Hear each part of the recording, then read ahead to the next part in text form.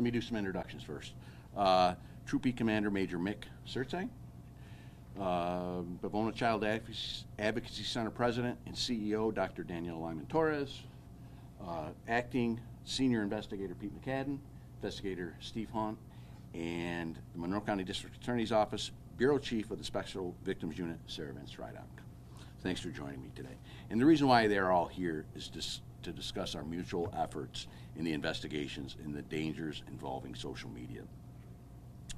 I first want to thank all of our law enforcement partners, the Monroe County Sheriff's Office, who assisted us early on in the investigation with their canine resources.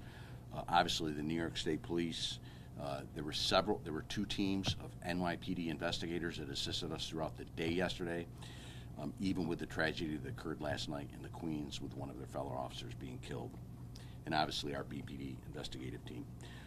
So Zoe Holtling was reported missing from her residence on Ashley Drive to our department at 3:54 a.m. yesterday on March 25th.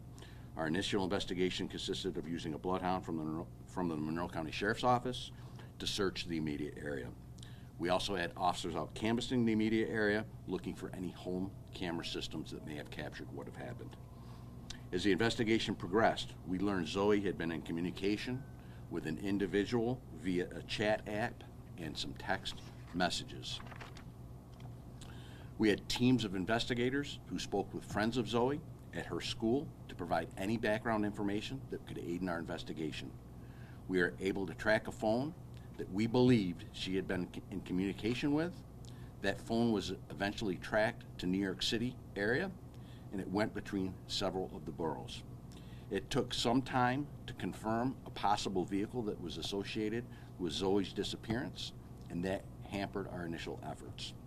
As I said, we had two teams of NYPD investigators, two sergeants, that were eventually able to locate Zoe in an apartment in the Bronx at about 9:30 p.m. last night.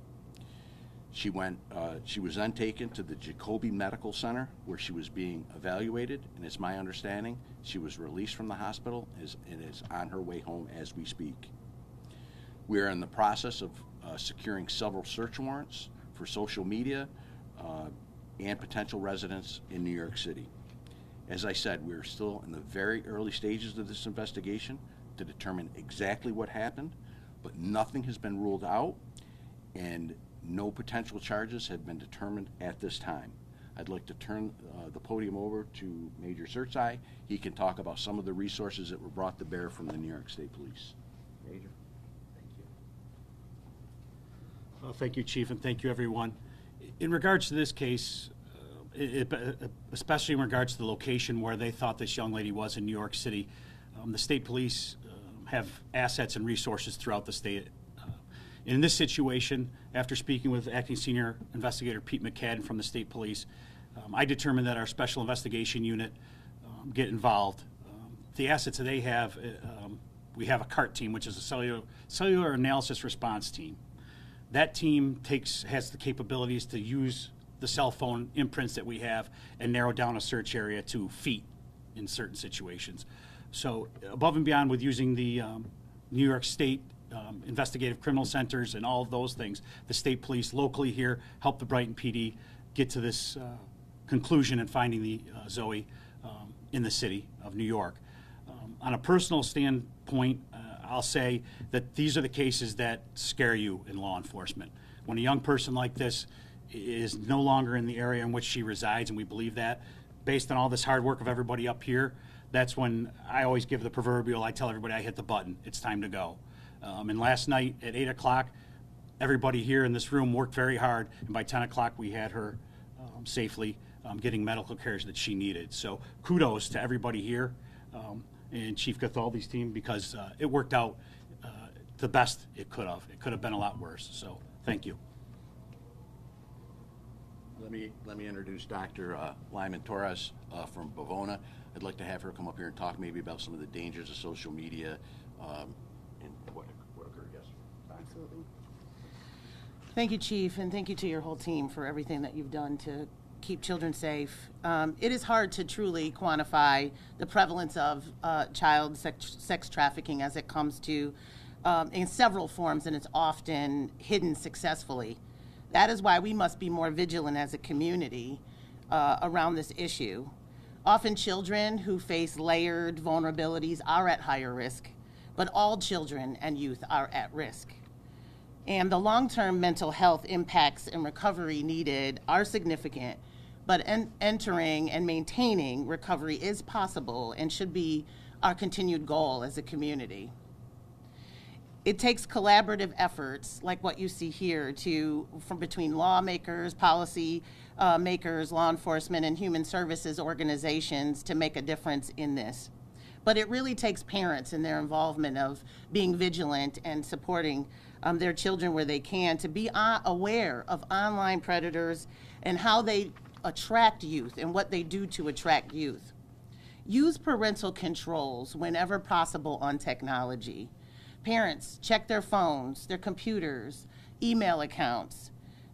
Educate your children on information they should not share online, like their address, their full name, who they live with. All of this information can be used to groom children. Keep conversations open with your children, even though that's difficult, so that they know you know what they're experiencing, especially what they're experiencing online. You can also call Bavona Child Advocacy Center or visit our website. We can help you with conversations that you need to have, and we can also provide you those resources that you can access independently on our site any time of the day. And calling us doesn't mean that there's any trouble. We're a resource, and we can help you learn how to keep your children safe from online predators, which is quite pervasive in every form of social media, online gaming, and otherwise. So it is very important for families to be involved, and we can help you with how to best do that. Again, we thank our law enforcement partners for their quick action and their swift action to return this child to her family and to her community, and we look forward to continuing to provide partnership and support in this way to all of you. Thank you. Doctor, thank you so much. Very helpful. I'll open it up to any questions. Chief, there was a mention of child sex trafficking. Was that a concern that could have happened in this case? Yeah, well, you know, when we first responded to the scene, we didn't know. That's why we had resources from the sheriff's office with a bloodhound actually looking in the neighborhood. We didn't know if she had wandered off or what happened to her. And then we've developed information that she was en route to the New York City area. And as your imagination begins to run wild with you as investigators, what is the purpose of her traveling to New York City? So that's still part of the investigation. Obviously, she's 14 years old. You saw the missing child flyer that went out. So I really can't speculate on what did or did not happen while she was in New York City. Are there any arrests? There are no arrests. Nobody is in custody at this time. Is there a potential crime here? Sure, there's a list of potential crimes. Could range as, Sarah, would you like to talk about it? I mean, there could be any type of crimes. You know, we're still at the early stages of the investigation. It could be something as, you know, endangering the welfare of a child up to and including there could be potential federal charges. We don't know yet. We're still, like I said, I couldn't be more serious. This is still an active, fluid investigation. We still have people in the field down in New York City as we speak. Chief, you mentioned that one of the complications in tracking down the vehicle possibly associated with this. Can you just expand on that component, just those complications? Sure. So I don't think it's any secret that law enforcement tracks cell phone. We have technology that can track a cell phone. We had difficulty in identifying a vehicle that she had left in. Obviously, going from Brighton to the New York City area, was it on the thruway? Was it off the thruway? We couldn't positively identify the vehicle. And also keep in mind, we know the phone number she was in communication with, who was in contact, who was in possession of that cell phone. We still have to work through all those details. Do you think somebody came to Brighton to pick her up and drive her to New York City? That's what we believe, yes. Would you classify it as an abduction? We're still working through the facts. We have not our team here on the ground has not interviewed Zoe yet. She was interviewed down in New York City last night, so we still have a lot of confirmation. We got to look at that. We got to look exactly how she left Brighton. But regardless of how she left Brighton, she's a 14-year-old child going to New York City. without her parents' consent. That is concerning. With an adult? Yes. We believe so.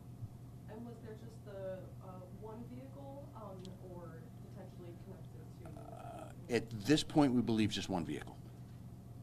I've spoken to the family, chief, and they indicated that Zoe's younger relatives helped in this investigation. Anything you could share on that? Sure, like I said, initially we had teams of investigators go out to the school to talk to any potential friends or anybody she had been in communication with. So it comes down to the eyes and the ears of the public.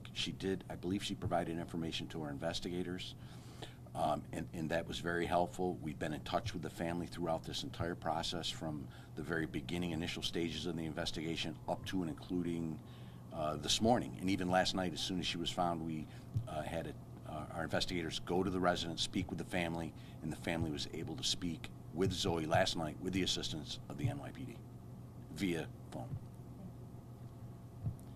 Chief, I bet your parents are probably going to wonder, maybe Dr. Torres, you talk about this too, about what app was the vulnerability here? I don't know the specific app of that, but what I can tell you is that all of the applications you need to be concerned with. In checking the phones regularly, look for apps that may come and disappear from the front screen of the child's phone. There are many times where apps will be moved or apps do get removed in order to do that. But check all messengering type apps. That comes in a variety of forms. So really, parents have to become versed in just about everything. You can't just say one or the other is more prevalent. We see children being talked to and groomed through every app, even those online video games. So it's very important that that nothing be excluded from the search. Chief, can you be specific about where the vulnerability happened? Well, as the doctor said, we had initial information that it was through a chat app. What exactly that app was, I don't know. I believe there were some text communications back and forth, but it's very difficult in this day and age to know the type of social media platforms. I've got children. It's difficult to know what types of apps they are on and the social media connections. I don't want to get into victim blaming or anything like that. She's a 14-year-old child, and she's not fully developed enough to know who she could be potentially in contact with. So it's up to us as parents to try to have that intervention. Do you know where the suspect, or I don't want to call him the suspect at this point, that wouldn't be fair, but the individual is at this, or is he still being located? No, so we don't know where he is. Again, as of probably 3 hours ago, there are teams of investigators in the NYPD doing a lot of follow-up investigation. But I would call him a person of interest. It'll be somebody that we want to talk to. Thank you. So you're talking about the person who had the phone? Correct. We want to know who had that phone. Would that be the same person who drove her to New York City? We don't know. We hope. That's an assumption, but we don't know that for a fact. All we have is a phone. So how did you find this particular apartment in the Bronx? Through the extremely helpful NYPD. They worked through their contacts, their sources. They were ultimately, we came up with an individual that may have an association with that phone. Then the NYPD went to that apartment in the Bronx and were able to locate Zoe, and she was alone in the apartment. That it? Oh, one more, go ahead. Yes, Dr. It's for you. Given this situation, are you anticipating additional parents and call-ins, and is your team ready as far as potentially looking for those resources now?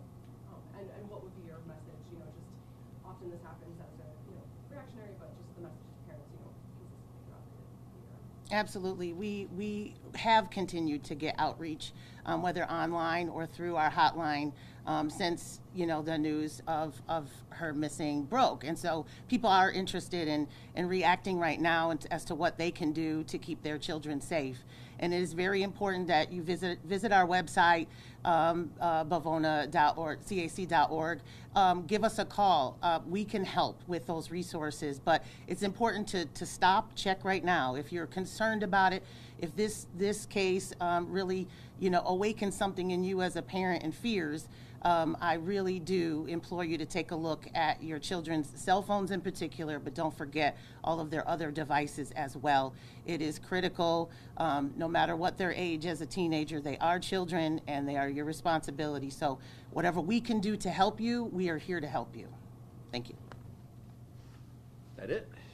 Can you say at this point if it appears to be just an isolated incident here, or is this part of something bigger? Well, that's a great question. We are so early in this investigation, I couldn't rule that out. It could be something bigger. We don't know. But that's certainly a question we're looking to answer. Thank you, everybody. I appreciate it.